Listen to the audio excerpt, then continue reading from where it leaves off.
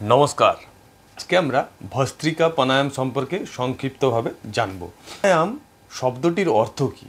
প্রাণায়াম প্রাণ যুক্ত আয়াম। প্রাণ কথার অর্থ হলো প্রাণবায়ু, আর আয়াম কথার অর্থ নিয়ন্ত্রণ। সমন্বিত শ্বাস প্রশ্বাসের যে কৌশল তাকেই আমরা প্রাণায়াম বলি।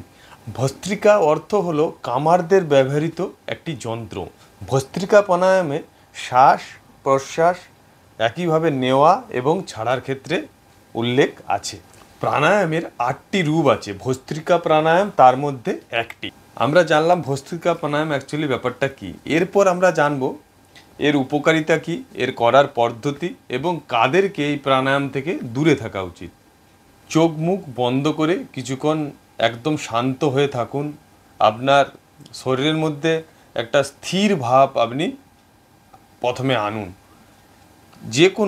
যে কোনো প্রাণায়াম বা যোগাসন করার সময় আগে শরীরকে শান্ত করতে হবে। একদম চোখ মুখ বন্ধ করে একদম রিল্যাক্স হয়ে আপনি বসুন। আমরা ভস্ত্রিকা প্রাণায়াম প্রথমে ধীর গতিতে করে দেখাবো, তারপর মধ্যম গতিতে করে দেখাবো, তারপর উচ্চ গতিতেও করে দেখাবো। আপনি পদ্মাসন বা সিদ্ধাসনে বসলেন, আপনার সিদ্ধরা একদম সোজা থাকলো, এরপর হাত আপনার জ্ঞান মুদ্রায় থাকলো। আপনি যখন নিঃশ্বাস নিচ্ছেন একদম হালকাভাবে নিঃশ্বাস নিচ্ছেন এবং ছাড়ছেন যখন, তখন প্রেসার দিয়ে ছাড়ছেন। দেখুন আমি করে দেখাচ্ছি।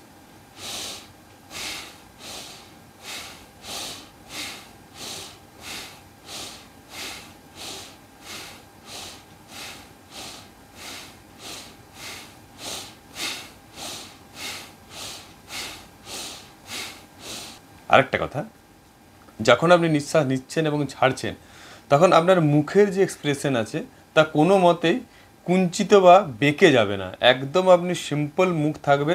এখানে কোনো কিছু জোরপূর্বক কিছু করা যাবে না। একদম আপনার শরীর শান্ত থাকবে। শুধু আপনার নিঃশ্বাস আপনি নেবেন আর ছেড়ে দেবেন জোর করে। আমরা এবারে মধ্যম গতিতে করে দেখাচ্ছি।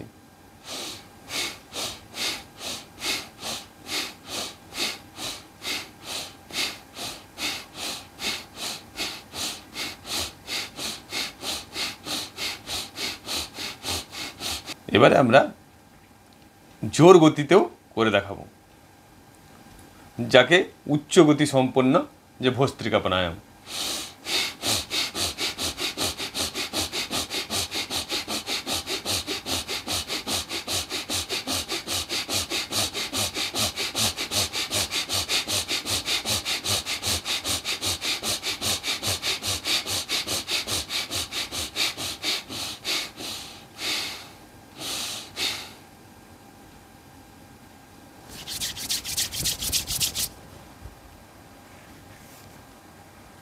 এবারে আমরা জানবো ভস্ত্রিকা প্রাণায়ামের উপকারিতা কি কি আছে। শরীরের সমস্ত দূষিত পদার্থ বের হয়ে যায়। কফ পিত্তপাত এর দোষও দূর হয়ে যায়। ফুসফুসে দ্রুত গতিতে শ্বাস প্রশ্বাস প্রবাহিত হওয়ার ফলে শরীরে অক্সিজেন এবং কার্বন ডাইঅক্সাইডের পরিমাণ খুব সুন্দর নিয়ন্ত্রণে থাকে। হজম প্রক্রিয়া বৃদ্ধি পায়, শরীর গরম হয়, শরীরের সমস্ত দূষিত পদার্থ শরীর থেকে বের হয়ে যায় এবং পাচনতন্ত্র টোন্ড হয়। ভস্ত্রিকা প্রাণায়াম শরীরের বিশেষ করে ফুসফুসের কার্বন ডাইঅক্সাইডের পরিমাণ কমিয়ে দেয়। কিন্তু যাদের অ্যাস্থমা জাতীয় রোগের শিকার তারা অবশ্যই কোনো সুপরামর্শক বা চিকিৎসকের পরামর্শ নিয়েই আপনি অভ্যাস করবেন। ভস্ত্রিকা প্রাণায়াম গলার যে ফোলা ভাব ওটা কমায়, গলার মধ্যে কফ জমতে দেয় না। এই প্রাণায়াম আপনি যদি লাগাতার অভ্যাস করেন পেটের চর্বি জমতে দেয় না। আবার প্রতিদিন যদি আপনি 10 থেকে 15 মিনিট অভ্যাস করেন তাহলে আপনার শরীরের ওজন কমাতেও সাহায্যকারী ভস্ত্রিকা প্রাণায়াম। খিদে বাড়াতেও সাহায্য করে ভস্ত্রিকা প্রাণায়াম।